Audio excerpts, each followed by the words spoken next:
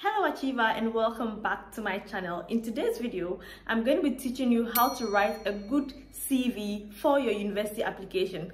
You probably know by now that you cannot use the same CV that you have used over and over to apply for a job for your university applications, because that would be out of place. This video is useful to you if you're applying for undergraduate or postgraduate programs, and it's also really good for you if you're applying for a scholarship and you need to add a CV, and just perfect for any university application.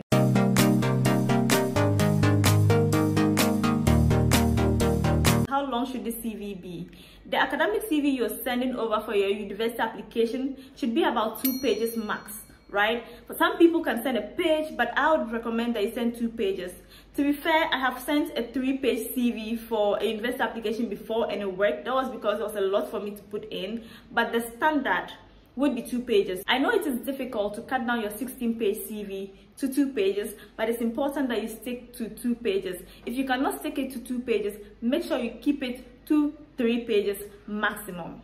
Before we proceed to the structure of the CV, let's talk about the components of the CV. What should be in the CV? First, you have to include your contact details. So definitely you have to write your name, your email address, and your address, right? Basically, just like any other CV, you need to have that. You'd also have to include your education. So which school did you go to?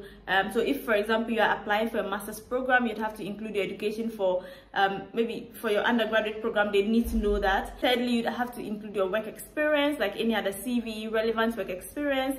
You'd also have to include your volunteering work, extracurricular activities, professional skills, and your interests. For some people, they would include a profile or a summary of a profile, but because of the word count, I'd recommend that you stick to these that I have just mentioned. So the structure of your CV is basically based on what I have used and has worked for me every time, and that's also based on the template that the LSE provides, and I'm going to share that with you in the description box. The first thing you must write is your contact information. There's no one way of doing it, but there are very good ways of doing it.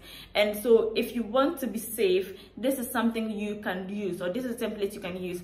So the beginning of your CV, you have to write your contact information, right? So if you write your contact information, that would include your name, it would include your address and your email address. I like to include my LinkedIn profile because this is equally important. Your LinkedIn profile is a professional profile, and it gives people a good idea of what you are, who you are, the work you're doing, and just really get them to appreciate you. If you do not have a LinkedIn profile, don't worry about it. Just add your address at the top. Next is education. So you have to write education at the top, and then you write the university and the dates that you completed, or the years within which you completed that university, and what you studied. Most importantly, summarize what you learned. It has to be a summary. Like I said, it has to be short because you don't want the CV to be lengthy. The next section of your CV is your work experience. Make sure you summarize the work that you have done. Definitely, title will be work experience, and beneath it you can highlight relevant work you have done in that area. So for example, you definitely, just like any other CV, you'd have to write about the name of the organization, the year in which you work in that organization, and also the responsibilities. Typically it's like the work description, but I like to project it as key achievements. So what did you do that is worthy of notes? Highlight the progress you caused in the work that you did.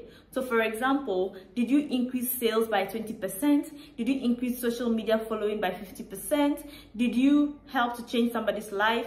Did you help to manage a team? What did you do in that role? It doesn't have to be huge.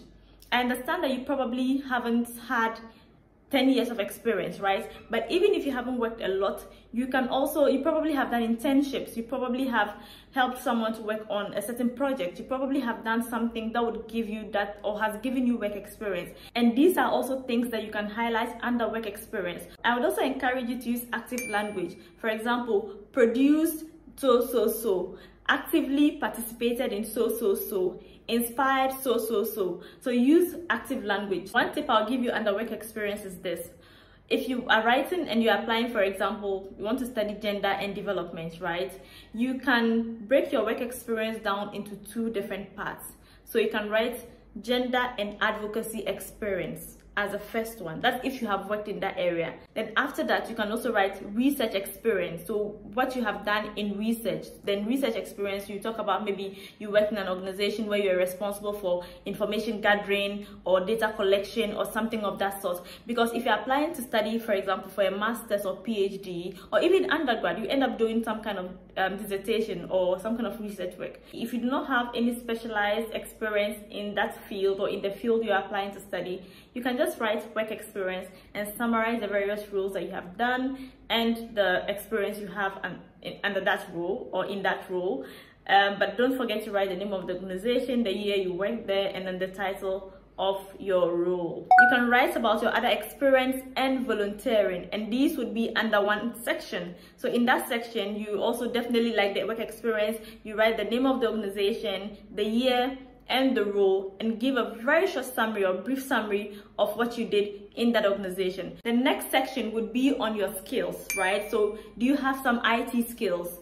Do you have some skills that you think is important for them to know? After writing your skills, the next section would be your interests. What are your interests? So you can just outline your interests in that section. When I was writing my CV, I did not include interest and I did not really add the skills and the interests. But what I did was, instead of these two, I wrote scholarships and awards. Then I wrote the scholarships that I had gotten, and then I wrote the awards that I have gotten. If you do not have any awards or scholarship yet, it's fine. You can still go ahead and write your interests and your skills. Next would be your references. Your referees would send references to the university. So you do not need to add your reference details. You can write references and indicate available on request. If you also want a lot more information on scholarships and studying abroad, this is the channel for you. Make sure you subscribe before you leave, because you do not want to miss out on all the relevant information I will be sharing. If you have any questions you'd like to ask, make sure you leave them in the comment section and I will be glad to respond. If you have tips as well that would help other people, make sure you leave that in the comment section as well. Always lovely to be here with you. Thank you so much for watching. Have a great application. I wish you the very best in the process. Lots of love. Bye.